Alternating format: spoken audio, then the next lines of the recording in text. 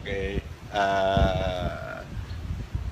Nandito tayo ngayon sa isang unit ng villa sa isla ng Boracay kung saan matagumpay na napasok ng ating mga kapulisan ang isang pinaniniwalaang cybercrime and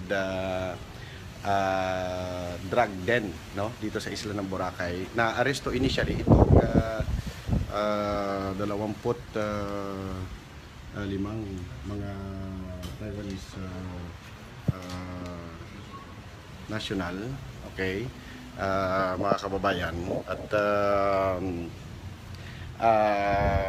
isasagawa anytime from now ang pag-i-inventory ng ating mga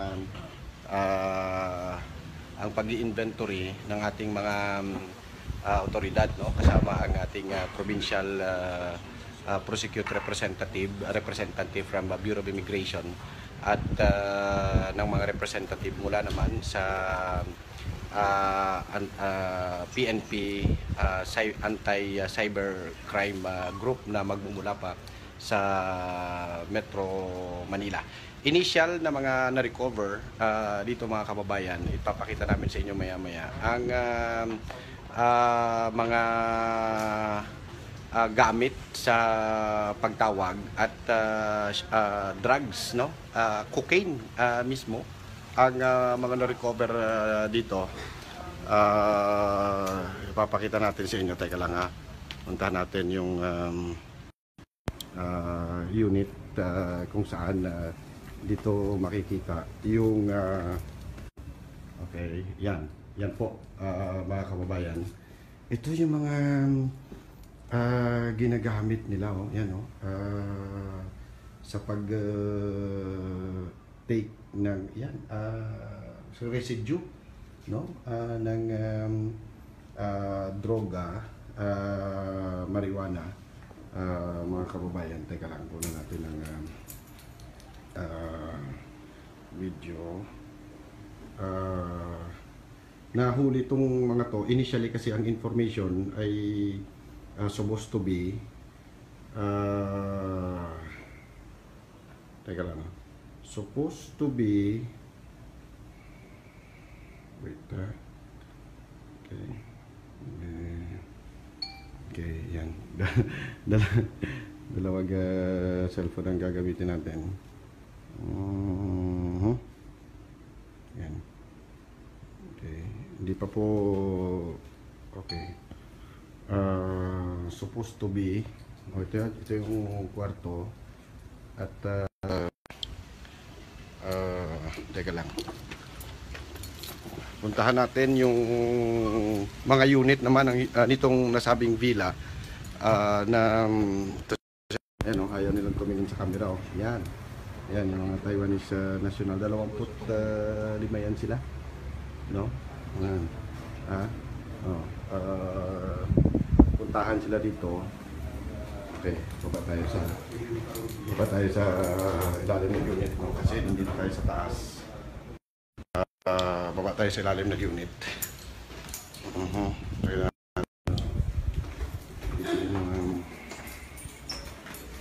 Ay, Fiskal. Hello, hi.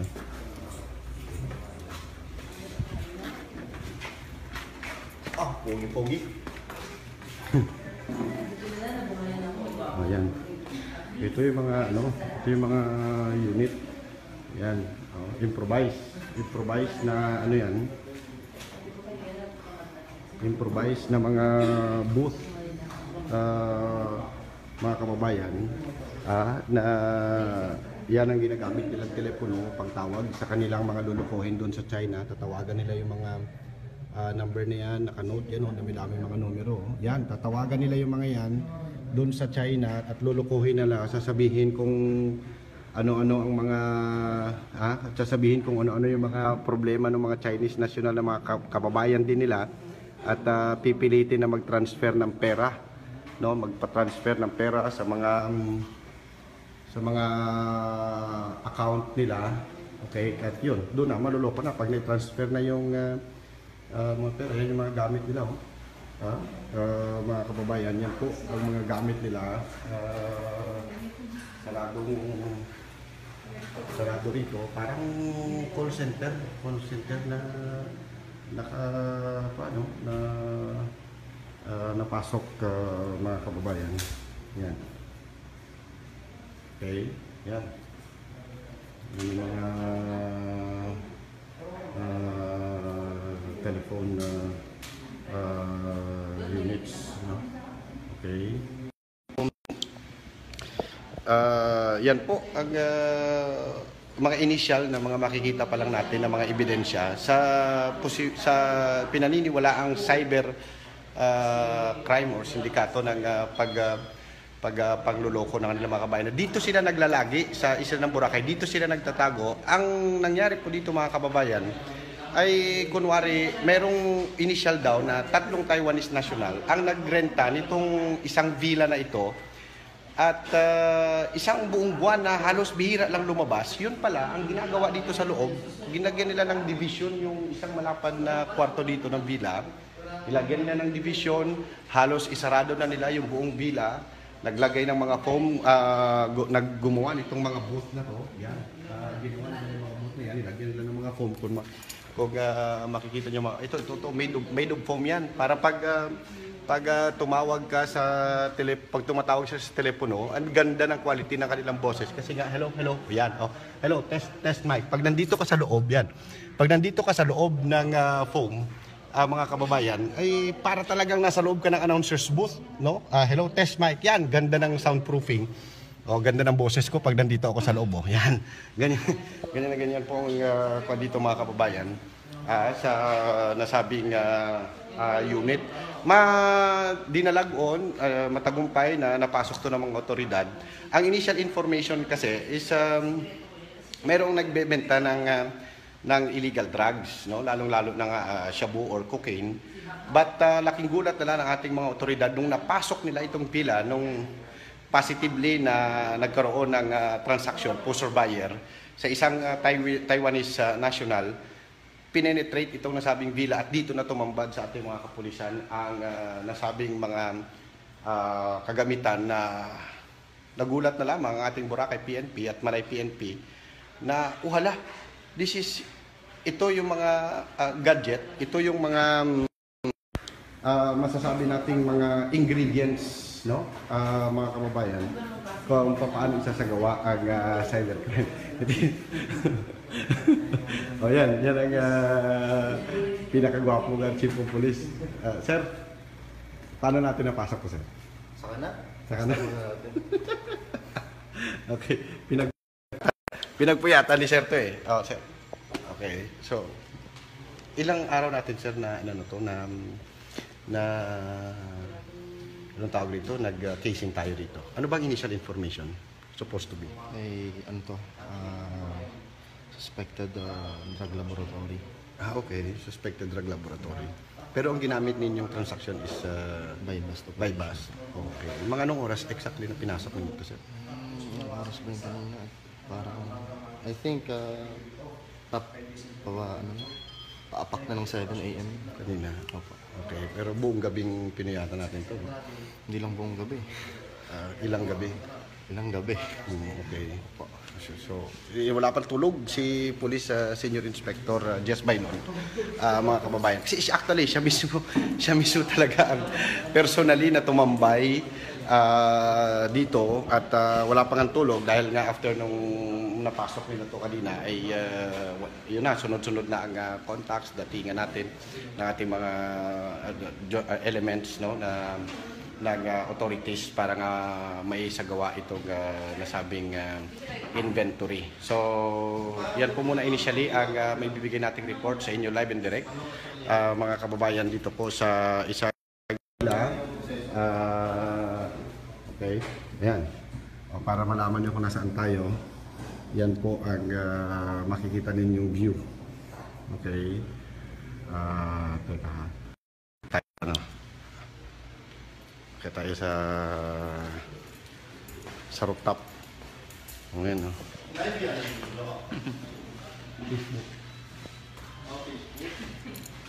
Facebook Live. Well, mga pulis natin, handang-handa na sa sasagawa ng inventory maya-maya with our Bureau of Immigration, Provincial Prosecutor. Ayan, nagpa-plano eh. Katuloy tayo sa taas. Nagpa-planning yung mga pulis na. Katuloy, Nald. Nald! Okay, ayan. Ayan. Okay. Okay. Ito natin ha. Balikan natin. Hey! Do you speak English? No. English. Do you speak Taiwanese? Of course, yes. So, bakit hindi sila nagsasalita ng English? Bakit sila sumagot sa tanong? Do you speak English? Okay. Yan sila, no? Puro mga bata pa, oh. Mga more or less.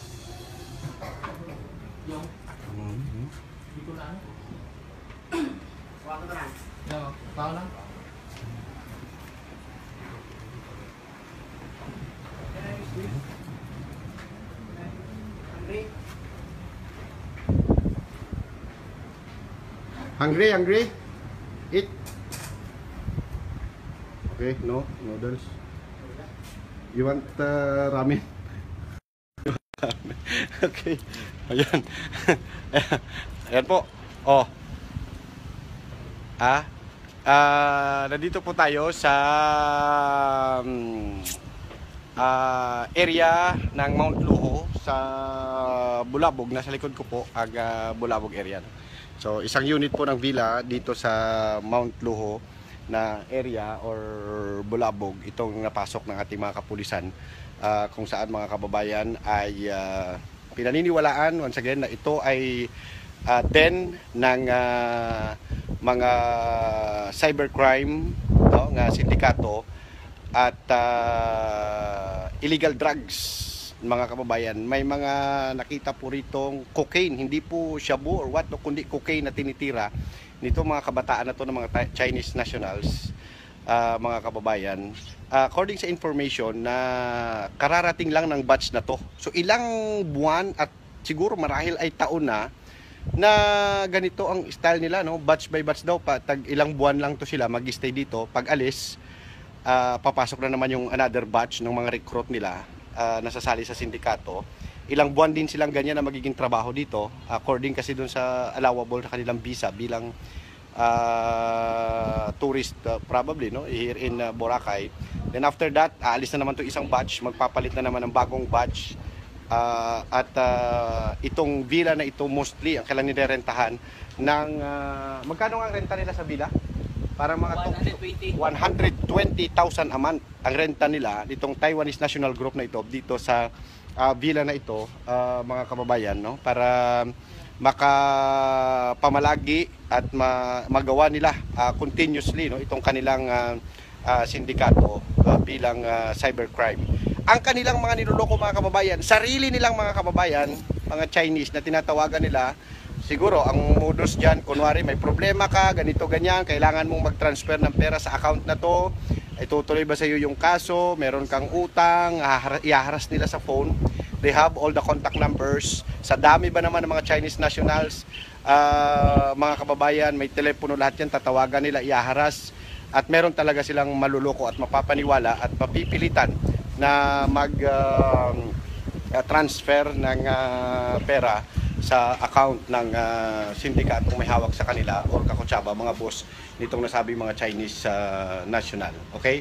So, standby lang sa dagdag pang mga reports live dito sa isla ng Boracay.